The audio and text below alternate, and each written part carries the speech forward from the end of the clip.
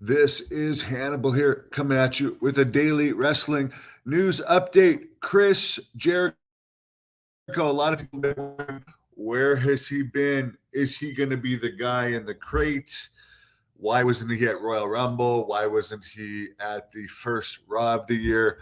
Well, apparently AEW has tacked time onto his contract. I think his last match was almost a year ago in AEW, if not a year ago. I think it was around last February-ish. I could be wrong, but it's been a long time since he wrestled. He went an extremely long time. Could have been April, February or April. Who knows? It doesn't matter. But apparently, at some point during his last contract, he needed some time off and a break from his contract, whether it was for injury or for a tour or something. So instead of still giving him his release on the day the contract was supposed to end on December 31st, 2025, they have tacked on additional time to the end of his contract. This has been reported by multiple sources.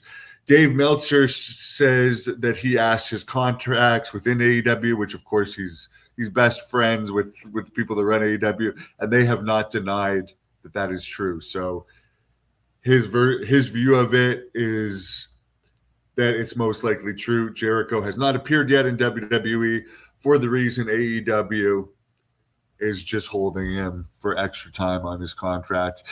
Isn't it sad? We're in a wrestling world today that one of the biggest things in wrestling is a 55-year-old returning to WWE because the new crop of wrestlers is so boring to watch. In the old days, if you were out of your 40s still wrestling, you'd be considered. I mean, when they were calling Hulk Hogan, doing those billionaire Ted skits with Hulk Hogan acting like he was so old, Hogan was like early 40s. Now that would not be considered old at all in WWE these days, or AEW. Speaking of AEW, they did their best Collision rating in a long time this weekend, 0.10, 561,000 viewers for their Grand Slam Australia show. So it was basically a pay-per-view level Collision because they went to Australia, had something like 7,000 in the crowd, which they never get in the U.S. hardly ever anymore. So they went all out. But here, people are celebrating this, but is really a 0.10 that great? It is for them, but they could do this every week if they put more effort into promoting the show. They look at Collision like a redheaded child. And I mean, even Dynamite doesn't do that well ratings lately. But like that just goes to show you that if you put some effort into promoting an event and using your best guys, you can get a good rating. But they just don't bother for whatever reason. If I was paying the amount they're paying for wrestlers' contracts, I would use all the top talent every week. And then you could be a competitor. But no, they let the top talent sit at home. I haven't heard Don Callis, who's the most over manager they got, in a recent interview. He hardly ever has done collisions. He used the excuse he's one of the, what's it called? Freemasons, and Freemasons don't work weekends or something. But I mean, come on, you have Don Callis's family there, which it's popular whether you like him or not. It's popular to AEW fans, but he's never on Collision other than for this Grand Slam Australia show. So it just goes to show you they look at it as a secondary show, so then the fans look at it as a secondary show. But the good for them. Plus, they had all the momentum of the F-Ice chance. And SmackDown did a 0.42 rating. Or sorry, SmackDown did a 0.26 rating on Friday, 1.42 million viewers. So SmackDown still did over double what Collision did with the pay-per-view level Collision.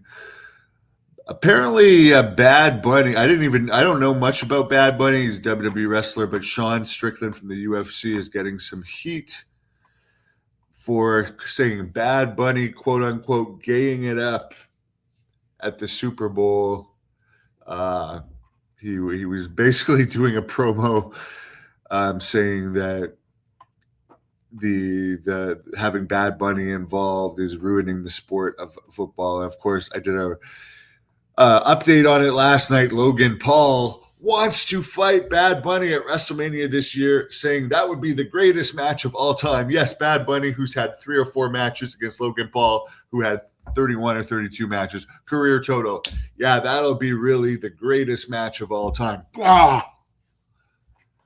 All right, Strickland also talked about Ronda Rousey fighting Gina Carano in May, saying he'd be interested in the fight if they were to fight half naked. He also made fun of Ronda Rousey for getting beat up by her ex in a violent incident. I mean, even when I heard Meltzer talk about this, he's very offended by it. To me, it's a heel promo. Dana White's a big freedom of speech guy. That promo, I mean, I don't even follow UFC, and I'm quoting it for you guys because it was it was controversial. I'm not saying I agree with anything in it, other than I agree with him that Rousey against the other would be more entertaining to see half naked, even though I don't find Ronda Rousey attractive at all. But I agree with him on that. It'd be more interesting if they did that. But I mean, he's just cutting a promo, trying to get attention, and it worked. But I don't think the Bad Bunny gaying it up comment, I don't think Dana White is going to care enough to make him apologize. Meltzer believes that he should apologize. To me, it's a heel promo. Yes, it's offensive, but I don't think anything's going to come of it. But I'm sure that they'll come out of it. What do I think about the Juggalo wrestling with Vince Russo? Well, I'm happy that they let me post some of their content on this channel. Last comment, because I got to get out of here. Greetings from chilly Calgary. Enjoy Miami. I will have a great day. I'm out of here to enjoy some of that hot sun.